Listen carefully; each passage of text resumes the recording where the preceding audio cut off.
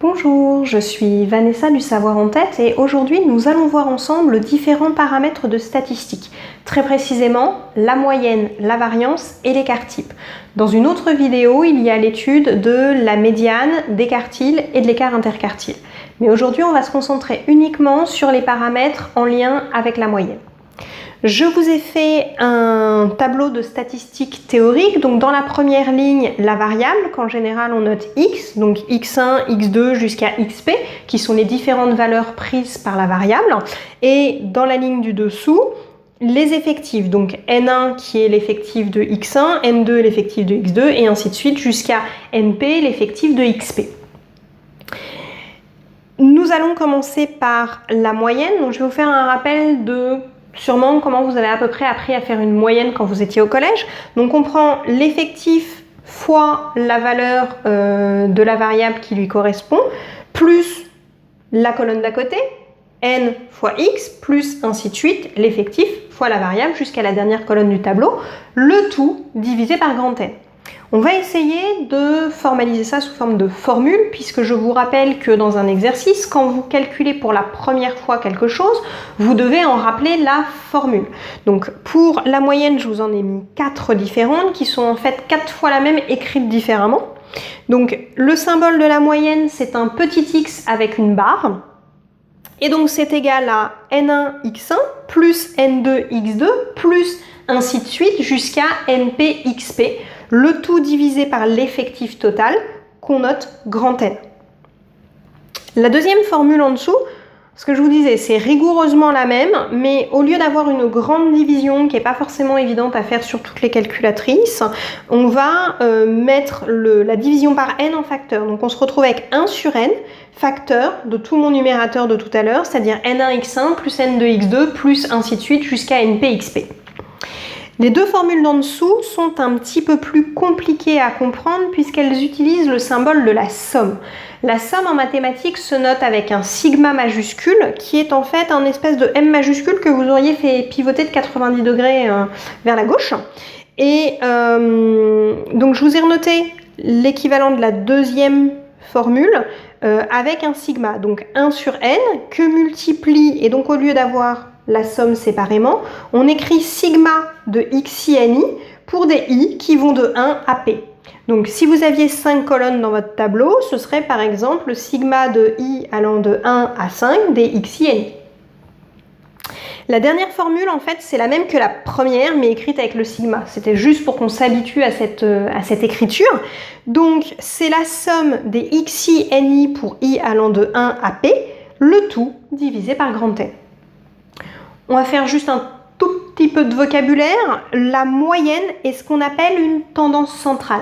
L'autre tendance centrale que vous avez appris, c'est la médiane. Passons à la variance. Alors, la variance, c'est sûrement une des formules les plus compliquées, déjà pour connaître la formule, mais surtout à saisir sur votre calculatrice. Il y a des plus, des moins, des carrés, des multiplications et une division.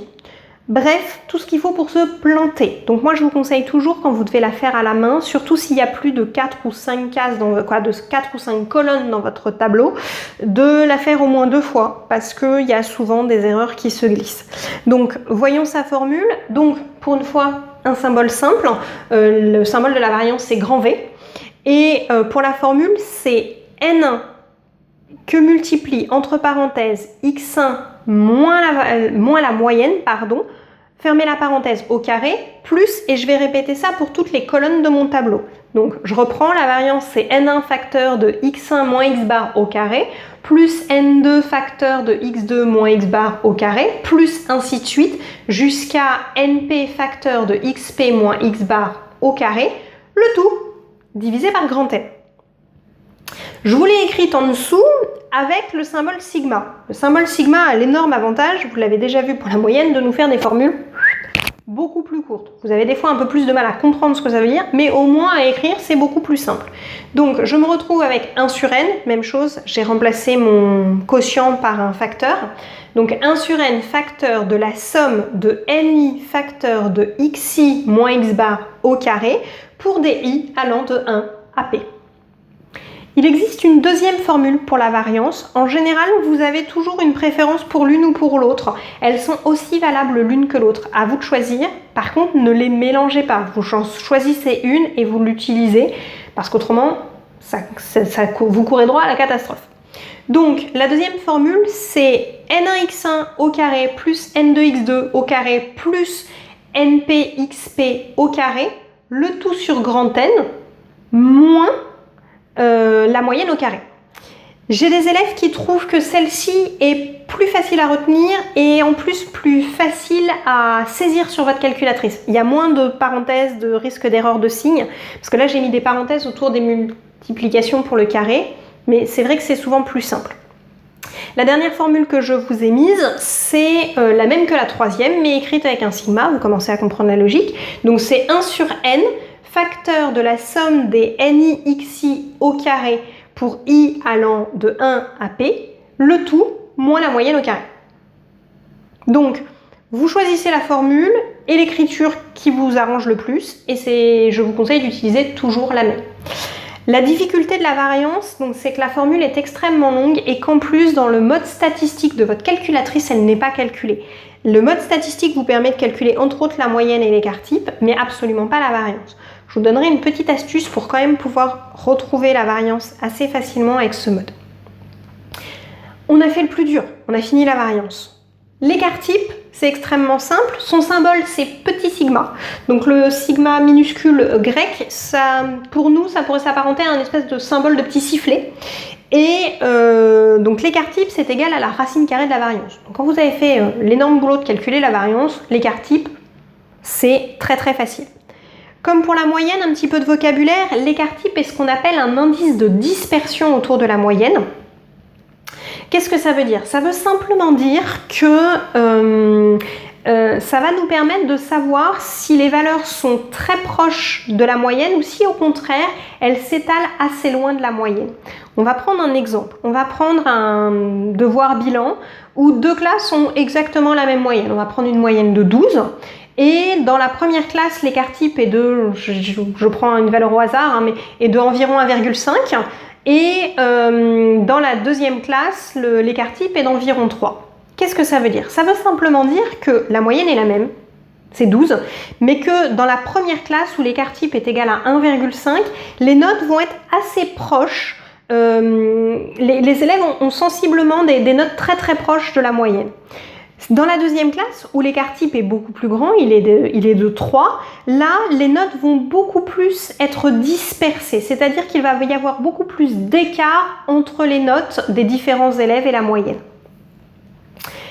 La dernière chose que je voulais voir avec vous aujourd'hui, c'est ce qu'on appelle le changement affine de variable. Il arrivera qu'on vous dise dans des exercices, donc vous avez déjà fait tous ces calculs-là, par exemple pour des notes ou pour des tailles de poissons, et on va vous dire qu'on s'est rendu compte que voilà, il fallait modifier quelque chose, et donc on va créer une nouvelle variable statistique qu'on va appeler y, et y est égal à ax plus b, x étant la précédente variable que vous avez déjà complètement étudiée. Vous connaissez ces paramètres.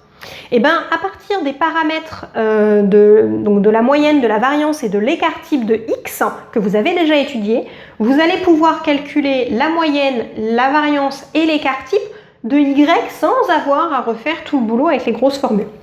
Donc, la moyenne de y, elle est égale à a fois la moyenne de x plus b. Donc en fait, si y est égal à ax plus b, la moyenne de y, c'est a fois la moyenne de x plus b. Donc c'est assez facile à retenir. Par contre, pour la variance et l'écart type, c'est un petit peu différent. Donc pour la variance de y, elle est égale à a au carré fois la variance de x. Et pour l'écart type de y, il est égal à la valeur absolue de a fois l'écart type de x. Donc voilà, mais ça reste quand même beaucoup plus rapide de venir calculer la variance et l'écart type de y avec ces deux formules-là que de se refaire la variance de y en entier. Donc voilà, si pour la dernière partie sur le changement affine de variable, c'est quelque chose que vous n'avez jamais vu, c'est tout à fait possible, ce n'est vu que dans certaines filières. Donc dans ces cas-là, vous oubliez la fin de ma vidéo. C'est tout ce que je voulais voir avec vous aujourd'hui. Si vous souhaitez en plus des astuces, des conseils pour mémoriser plus facilement et retenir plus longtemps, pour augmenter votre concentration, mais aussi diminuer votre stress pendant les examens, les contrôles. Je vous invite à aller voir sur le site www.lesavoirentête.fr. Bonne journée, au revoir.